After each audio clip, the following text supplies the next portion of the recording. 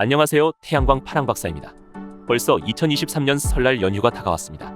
2023년 개묘년 성공적으로 모든 일이 다 잘 풀리는 한 해가 되시길 응원하겠습니다. 올해도 저희 태양광 파랑박사 많은 응원과 관심 부탁드리겠습니다. 새해 복 많이 받으십시오. 2022년 REC 신재생에너지 공급 인증서 현물시장 거래금액이 RPS 제도가 설립된 이후 처음으로 7천억 원을 돌파하였는데요. 2023년 REC 분석과 전망에 대해 태양광 파랑박사에서 설명드려보겠습니다.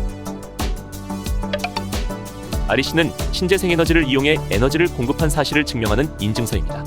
에너지를 공급했다는 인증을 하는 서류로서 신재생에너지 발전소에서 생산한 전기의 양에 따라 에너지관리공단에서 인증서를 발급해주고 공급 의무자 발전사의 인증서를 매매하는 것입니다. 신재생에너지 발전소가 1메가와트의 전력을 생산할 때마다 해당 발전소에 1REC가 부여됩니다. 이렇게 생성된 REC는 크게 장기계약 시장과 현물 시장에서 거래할 수 있습니다. 신재생에너지 사업자가 RPS에서 거래하는데 REC를 활용하는 것입니다. 올해 1월 15일 전력거래소에 따르면 2022년 REC 신재생에너지 공급인증서 현물시장 거래금액은 7,811억 원으로 RPS 신재생에너지 공급 의무화 제도가 설립된 이후 처음으로 7천억 원을 돌파하였습니다. 2021년 3,602억 원과 비교해 2배 넘게 상승을 하였습니다. 2017년 문재인 정부의 재생에너지 3020 정책 발표 이후인 2018년에 REC 현물시장 거래금액이 5,971억 원이었다가 2019년 4,346억 원, 2020년 3,815억 원, 2021년 3,602억 원으로 REC 현물시장 거래금액이 축소되는 흐름이었지만 2022년 정부가 2030 NDC 온실가스 감축 목표 상향안에 따라 RPS 의무 공급 비율을 기존 10%에서 12.5%로 상향하면서 REC와 SMP 가격이 동반 상승하여 거래량이 대폭 확대됐다는 분석입니다. 하지만 정부가 재생에너지 비중 목표를 줄이고 RPS 의무 공급 비율도 하향하기로 하면서 REC 거래금액도 올해부터 장기간 시장이 축소될 것이라는 우려가 나오고 있습니다. 올해 1월 13일 산업통상자원부는 RPS 의무 공급 비율 법정상한인 25%를 2030년 달성하는 것을 목표로 한 신재생에너지법 시행령 개정안을 입법 예고했습니다.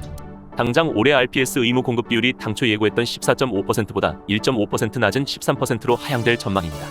정부는 향후 RPS를 중장기적으로 폐지하고 경매제도로 전환하는 방안도 계획 중입니다. 정부의 이번 신재생에너지법 시행령 개정안으로 인해 지난해 30조 원 규모의 적자를 봤을 것으로 추정되는 한국전력의 재생에너지 비용 부담도 상당 부분 벌어질 것이라는 관측입니다.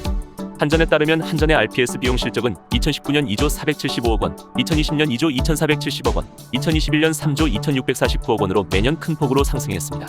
산업통상자원부는 이번 개정안을 1월 13일부터 2월 23일까지 입법예고 및 관계기관 의견 수렴 등을 거쳐 의무비율 최종안을 확정할 예정입니다. 확정된 개정안에 따른 의무비율은 올해부터 적용됩니다. 재생에너지 발전 목표량 감축은 세계적인 흐름을 따라가지 못하는 에너지 정책입니다. 세계 주요국은 기후위기 대응을 위해 재생에너지 목표를 경쟁적으로 상향하고 있는 상황입니다.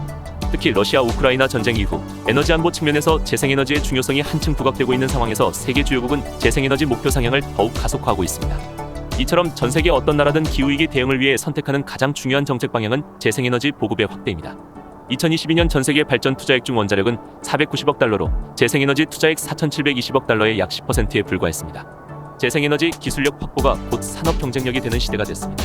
제조업 기반의 수출 주도형 산업 구조로 세계 6위권 무역 경제를 일궈낸 대한민국에서 국제 통상 질서의 변화를 기민하게 파악하고 올바른 판단을 내려야 할 것입니다.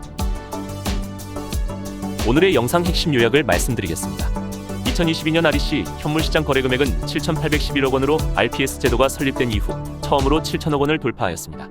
정부가 재생에너지 비중 목표를 줄이고 RPS 의무 공급 비율도 하향하기로 하면서 REC 거래금액도 올해부터 장기간 시장이 축소될 것이라는 우려가 나오고 있습니다. 2022년 전세계 발전 투자액 중 원자력은 490억 달러로 재생에너지 투자액 4,720억 달러의 약 10%에 불과했습니다. 전 세계 어떤 나라든 기후위기 대응을 위해 선택하는 가장 중요한 정책 방향은 재생에너지 보급의 확대입니다. 저희 태양광 파랑박사에서 설명드린 태양광 발전 사업 정보가 도움이 되셨다면 구독과 좋아요 부탁드립니다. 이상 태양광 파랑박사였습니다. 감사합니다.